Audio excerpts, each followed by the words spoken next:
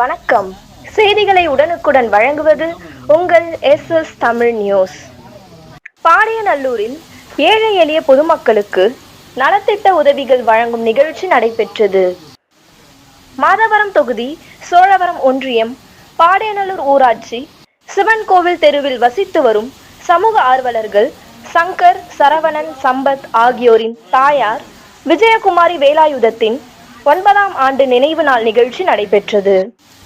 இந்நிகழ்ச்சியில் விஜயகுமாரியின் திருவுருவ படத்திற்கு குடும்பத்தினர்கள் மற்றும் நண்பர்கள் மலர் மாலை அணிவித்து மலர்கள் தூவி தீபாராதனை காண்பித்து மரியாதை செலுத்தினர்.